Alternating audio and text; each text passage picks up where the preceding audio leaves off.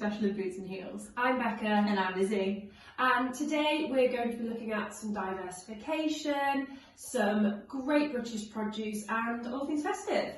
We invite you to join us as we prep for Christmas 2021. Well, we are going to be making wreaths. Which I am not impressed with this. You chose this one, Lizzie, and you're the creative one. Let's be honest. Well, we have been really fortunate to be gifted these from Rosaline Flowers. She's diversified from her farm shop and now has a florist.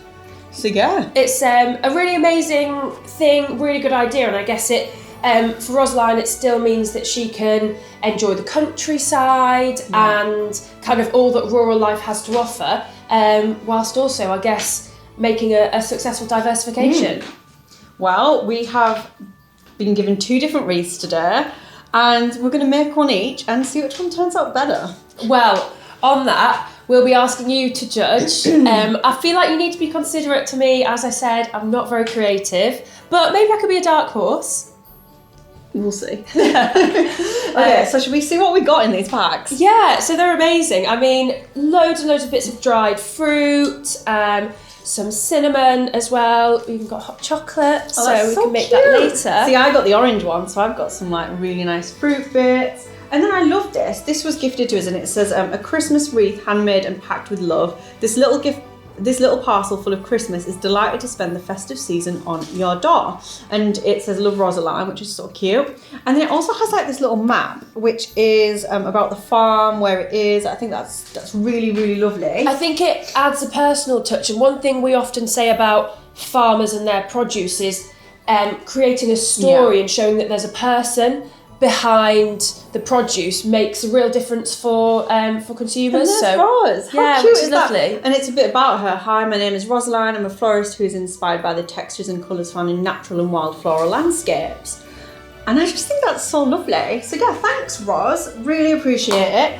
So we've got some instructions that came with it. Which I'll be reading in detail to try and do this. Oh, first of all, I want to wish you a very Merry Christmas. Thank you so much for purchasing and make your own wreath kit. I'm super excited to lead you through step by step and look forward to seeing your creations. I'm looking forward to seeing yours. Have fun being creative. So, we obviously got everything out of the box. This bit Then we're starting on the preparatory. The binding wire. The what? Get your binding wire, which I'm assuming it's this. This bit. The binding wire will be used to secure your foliage to the mossed wreath base. Please follow the images and see how to attach the binding wire.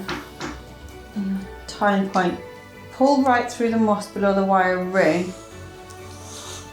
Now you're ready to start. Let's have a look. Twist the wire around each other so that... I don't know what I'm doing. Please follow and see how you attach one. Place wire through the moss near your tying point. So I guess the tying point is our top, isn't it? Yeah. Okay. Pull right through the moss below the wire ring. What? So we put it through?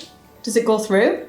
Yeah, because there's a wire. I think there's a copper wire ring there, so I think you go underneath there. Underneath it, yeah. Yeah. Like Can you get yours through? Am I going to have to help you at the? I think you need to go under the. Under the what? Under the wire here. Ah. Can you see that bit there? Yeah. Pull right through the moss below the wire ring. You should be able to lift the wreath up by the hold in both. Ah, yeah. See, thanks. See, I'm good at the decorating. Yeah, practical. I'm there. Decorating. Where am I got? Right. Which way did you? And then twist the wire around each other. Twist the wire around each other, like how are you doing it? Like round and round. Yeah. Like that. Round and round each other. Oh, like them toys you used to get at Christmas and you used to have to... I mean, let's be honest, I probably didn't get those toys. No, I know, but they still get them now. They should be reducing plastic, not adding more. Right, I think I've gone a bit funky, but... I think as long as I think this has to... Is this what we hang? I think so, yeah. So just keep twisting. Twist. Oh my gosh, this is cool. Guys, I'm loving it. Why did we wear white? I actually read an article on how wreath making is... an art? Well, it probably said that, but completely taking off. And... Oh, that's cool, okay. It's a kind of massive hobby for people and a really good way of, I don't know, doing something festive. I'm ready to start. Says refill your glasses and enjoy some cake. Well, I've got a juice. Get some cake. Yeah, we should get cake. So, now we just have to put our foliage in. Yeah. Please do be careful with any. Yeah. Have you ever used a pair of pruners before? Do you know what? I thought they were secateurs, and yes, I have. Yes, I have. Yes, I have. Actually, I have a little garden. Okay. Right. Have we? Oh no, you've locked them again. This is just classic Liz Mack. This. I can't open them again. Do you know what? I'm gonna let you. Oh, what did you pick? Which one? I've got a bit of ivy. Oh, which? Oh, nice. I got holly. So when you clip and then we just wrap with the wire. Yeah, I think so. Can I have the secateurs, please? There you go. Oh, what did you call them? The clippers? Pruners. Oh. The pruners. Do you think that's a bit big? I don't know. Give it a whirl. And then we stick it in the moss. I think you kind of Stick it in and then use the wire to kind of. Yeah, I think that's a bit big. Hey, should we use this wire? Yeah, like round. Ah, I get you. This is cool. I feel competitive. Yeah. Okay. Good luck. I'm saying that. I'm the one who's had your help so far. Would you ever consider diversification on your farm? I think that's a really, really good question, and particularly with, I guess, with subsidy payments on their way out, a lot of farms are going to have to look to it. I mean, we're very lucky in the sense that our farm is productive land, so we're lucky in that we do get fairly good yields, and we're trying to do things on the farm in terms of the way we work and our inputs and everything to try and be as efficient and as profitable as possible. What would you diversify into though? Really good question, because I like the farm being our own space in some sense, and when you diversify, you're obviously inviting other people onto the farm, and having people on a working farm obviously has its own challenges. Yeah. So that's something you really have to consider. You think there's lots of things. I mean, we could do something like livery. There's plenty of people doing livery? Horses. So people come and keep their horses here. Okay. So there's lots and lots of options. Obviously, sometimes people convert their farm buildings and holiday cottages and things like that.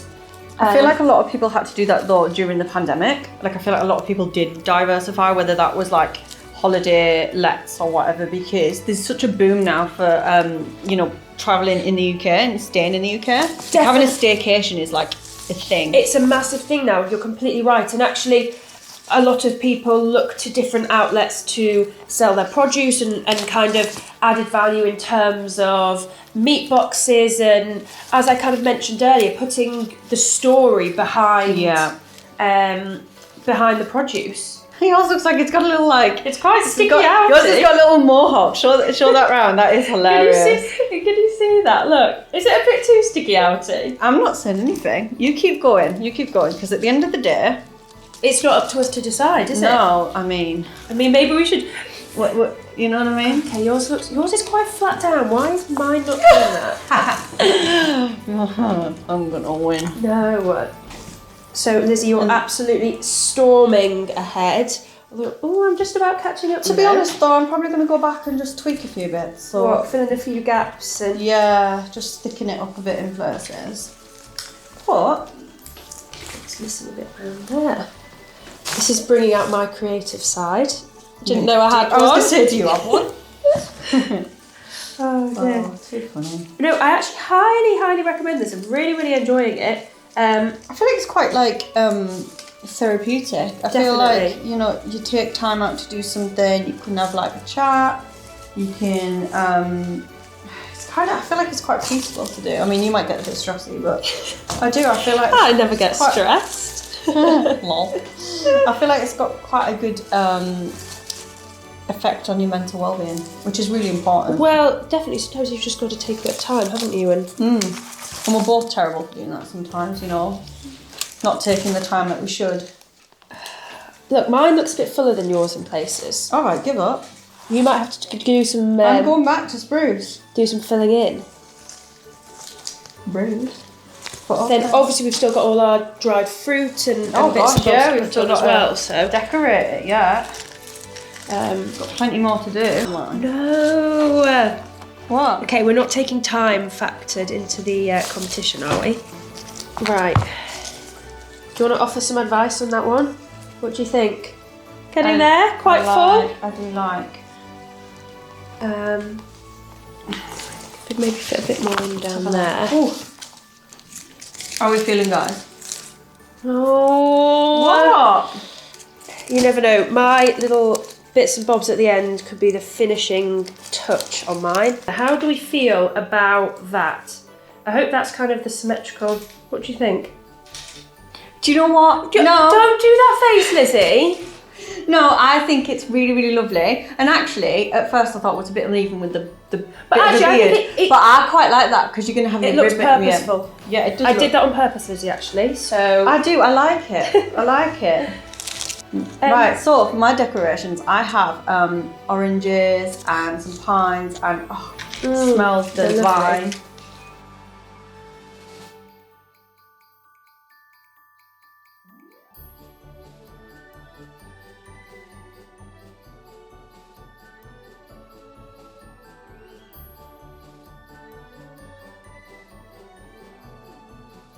I feel like I've caught up well. My things, I wouldn't say are quite as artistically placed as yours. Wait, are you going to put your ribbon on the bottom or the top? I think the bottom. Yeah, I was think. thinking that. Right, I've got 2 more bits of lime to put on, then my ribbon, and then You're happy. I'm done. Yeah, I'm impressed with myself. I'm impressed. To be fair, I think yours looks really nice. I'm not just saying that. It looks lovely. You need to have faith in yourself more and trust the process. Just the process. Just the wreath making process. I don't know what's after that. The final touch, yes, you've got there, the backing film.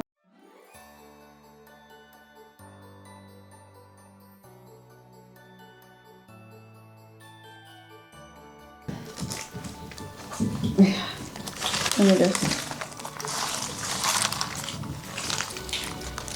I'm actually pleasantly surprised with that. Okay. So, Let's have a look. Oh, that's pretty. I like the ribbon on that. It's very traditional. that is kind of me, isn't it? Yeah, you want to see mine? Oh, no, that's good. I love that. Thank you. Yeah? I'm feeling Oh, what a success! We'll have to put them up at the door and it. Get a few snaps. yeah, we'll leave the vote up to you. Well, thanks, Roz, for sending us that. Yeah, that's brilliant. We'll send her some pics as well. Yep, and you can check her out online.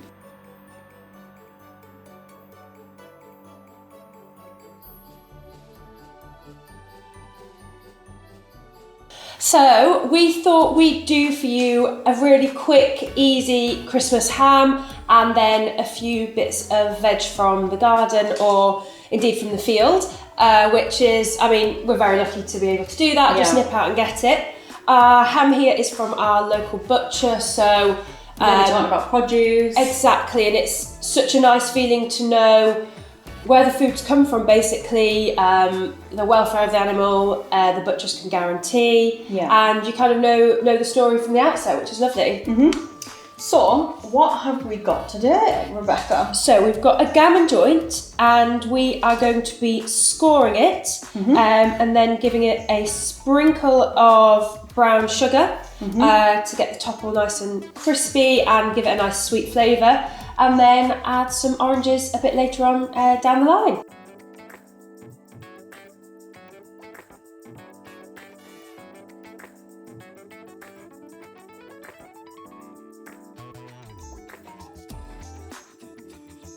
Take the oranges and we're going to place these on quite decoratively. I'm just going to layer these.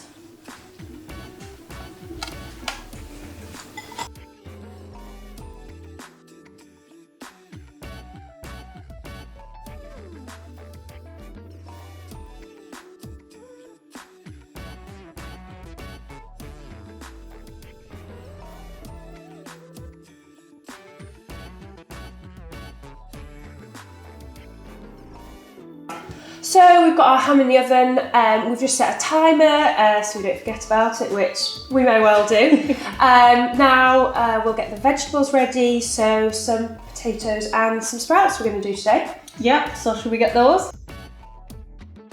So we've got potatoes from the field which were harvested a couple of months ago. They've just been stored in paper bags in the dark and, well, still very authentic, covered in soil, but there's definitely a potato under there. How long do potatoes last once you've harvested them? Oh, well, it depends. In storage and cold storage, they'll be put in there for potentially months. Right, okay. These ones, as I said, have been in a bag in our back kitchen for months as well. So depending on storage conditions, but the main thing is cool and dark and dry. And we've just picked these Brussels sprouts.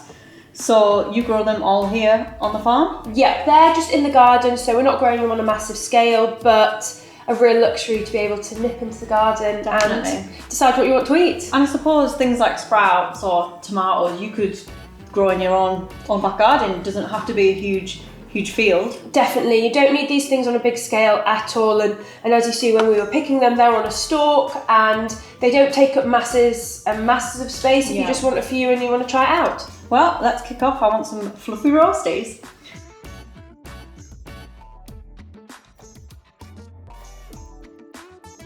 We just put a little cross in the bottom, obviously be careful with the knife, but that's just something we do, and I don't know whether it's a family thing or if anybody else does that, because Lizzie, you said you didn't put a little cross in. No, not at all. I've not heard that before. Weird, isn't it?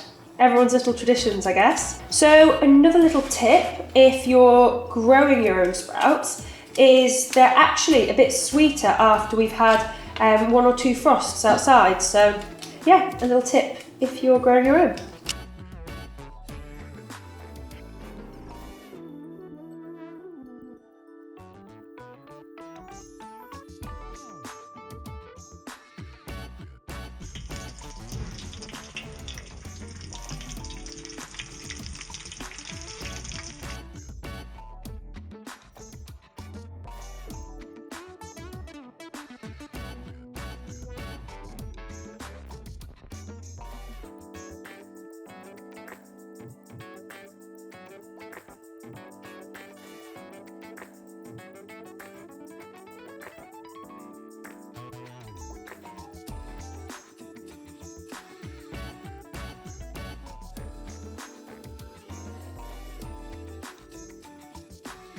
This is so cozy. This is really what Christmas is all about. I love it in your house. It's just, it is nice. Fires on, Christmas tree up. Just really makes a difference, doesn't it? Do you do that all the time at Christmas? Oh, I wish we had time to sit in front of the fire. I mean, Christmas Day for us, we'll do all the jobs that we have to, so that's the livestock really. If there's any jobs which we can leave till the day after or get done the day before, we will. But I mean, the work never stops really. There's always something to be done. Tell me about your Christmas trees. I've noticed you have 3. Well, I think it may be a bit extravagant to be honest, but we do have 3. Dining room, sitting room and in our hallway, but I think it just shows we get into the spirit of Christmas. And you've talked about, well, we've talked before about kind of Christmas and how you're working on Christmas. Do you still have Christmas dinner? We do, yes. We're going to some family friends this year. Nice. All being well. So we'll have lunch there a bit later on in the afternoon, as I said, make sure we can get our jobs done first. And then maybe have a couple of glasses of wine, but still be ready to go back and work on Boxing Day. Well, to help us as we are going to have a bit of a chat together, we have been gifted this lovely hamper by Impin Maker. I'm really excited to open it. I can't wait to see what's inside. I mean, we have a bit of an inkling with it being a kind of a night before Christmas hamper, so yeah. I mean, well, we'll have to open it. If I'm right, this idea actually came from the founders' children. The idea came from them, and it's all about preparing on Christmas Eve. So I think it's going to be quite magical. So, should we have a look? Or the other way around? It goes that way, but and the other way. Ooh. Okay, so we should. Being noisy. Right, okay, so this packaging's really interesting, Bex. What do you think? Yeah, well, I've just noticed it says wool cool, so actually a really nice touch to be using something sustainable. So yeah, some wool in there, which is such a nice touch actually. So what will the wool do? Is that just protecting it? Yeah, I guess it's a bit of insulation and a bit of protection as well for transit. Better than something like those Polystyrene or yeah. much more sustainable. Ooh, this looks so exciting. Okay. First of all, I'm sorry, but the first thing that caught my eye was this. The yummiest hot chocolate. Which from Perfect. Spice Kitchen. This looks absolutely delicious. Oh, and it gives you some recipes on how to make the perfect cup. I think we'll be making that in a I minute. think What we about will. you? So the thing which I first go for is this Hessian sack, which again, really nice to not see much plastic or anything like that in there, which is lovely. And I believe the idea behind the carrots is for the reindeer on Christmas Eve, which I think is a lovely idea. Oh. Although if there's a bit too many, I'm sure you can use them in Christmas the dinner. The dinner next day. Brilliant. So that's lovely. How lovely is that? And then this has caught my eye. Some lovely artisan mince pies from Cullen's Bakery with Bramley and apple and Branley mince meat enriched with cranberries and zest. Ooh. I feel like there's a lot of thought gone into this hamper as kind of an experience. You know, it's about the produce and it's about the quality and as kind of local as possible. But this is an experience. Christmas is a time to treat yourself. And I think that's the thing about food that we all forget. It is an experience. It is something you can do together as a family. Exactly. What else have we got? So our next thing in here is Oh my gosh, what are those? some Simon's shortbread melt in the mouth. Oh my Which gosh, look I can't lovely. wait to try those with the hot chocolate. Yeah, amazing. How Perfect lovely. combination. I mean, you can even just have them as a family, but also leave some out for Santa as well. That's For sure. wonderful. So, what is this last thing that we've got here? Little sack. Oh, it's cute, isn't it? Is that what I think it is? Hold out your hand. It's reindeer food. Oh my gosh! How cute is that? And it comes in its own little sack. Oh, I don't know about you, but I fancy making a hot chocolate. So do I. Let's go. Okay. So we are here with the hot chocolate. Oh, and it Is it nice? is good. I have to give it to them. Oh my gosh. Delicious. That is impeccable. Impeccable. Let me Oh, check. you're dipping. I'm a dipper. Are you not a dipper?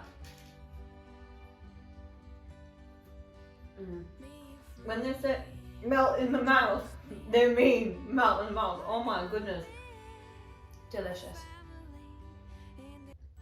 That is the perfect Christmas Eve delight. So, one thing that I found really interesting this year, kind of snuggled up by the fire watching the TV, was some of the adverts. More specifically, the Morrison's advert. A really interesting take on the Christmas advert, because obviously it's a massive thing now. It's a massive marketing tool for big firms, and not necessarily those who sell food. Widespread kind of scale. You know, everybody gets excited for the Christmas advert. Oh, I can't wait. Which one's going to be the best this year? Definitely. You've got so many different people and companies that are so invested. And what struck me this year was when I saw the Morrison's one, I was like, oh my goodness, Farmer Christmas. I think they've really tried to do something different and succeeded with it, to be honest. And the main message they're putting across, which I think is massively obvious, is support British farmers, and when better to support them than at Christmas, when literally every day of work they're putting in throughout the year is to make sure that we get our Christmas lunch on Christmas Day. So It was just so clever though. It's like, Farmer Christmas also has his sleigh, and it was the doing like the harvesting. And then, you know, he has his helpers, which are obviously in store. And it was just a real bridge between getting that food to your table and appreciating the fact that we have Christmas turkey, that we have all of these lovely vegetables, that we have this produce. Definitely, and I think the kind of almost the simplicity of the advert means the message is really clear, and for the public to to see what does go into their Christmas lunch is important, and hopefully it'll make the public spare a thought for the farmers just when they're having a meal and think, oh, I'm really pleased that I'm supporting British today. Well, that's our opinion on it. I think we should ask one of the experts. Do you? Well, exactly. We managed to catch up with Sophie Throop, who is Head of Agriculture at Morrison's, in between her busy schedule, and she gave us a few of her thoughts on the advert. Thanks for having me on the podcast to talk about it as well. It's great. It's great to talk to you both. So I think really the Christmas advert has become a thing, hasn't it, really, in recent years? Everybody talks about the Christmas advert. Everybody's really excited to see who's going to do what on the Christmas advert. And so it becomes therefore a really good platform to be able to sort of talk about who you are and what you do and have a bit of a brand messages and brand value, really. And as you sort of say, you know, at Morrison's, we do genuinely do so much to support farmers and really, really are proud of that relationship that we have with farmers. And so it just felt like a really great moment to use that platform to be able to sort of like celebrate the work that farmers do, because you know, throughout the pandemic and, you know, well, not even then, obviously, just in any case, farmers do so much all the time, often unseen and uncelebrated, to put food on the table. So we just kind of thought it was a good moment to show the great work that they do. It was really, really great to have a chat with Sophie, and I really hope that they kind of pave the way for supermarkets to take advantage of such a massive marketing opportunity and the platform that is Christmas adverts. Definitely. But Rebecca. Let's I get know what you're down going to say, it's that to- t-shirt. Let's get down to the real reason you're here. Our listeners and viewers all voted for your first ever Christmas film. And judging by my t-shirt, We know what it was. I'm hoping one you get the reference. Well, I do now. I can join in the joke. So first of all, I want to know your initial reaction. What did you think of Love Actually? Do you know what? Honest opinion. I really enjoyed it. Did you? I struggled to.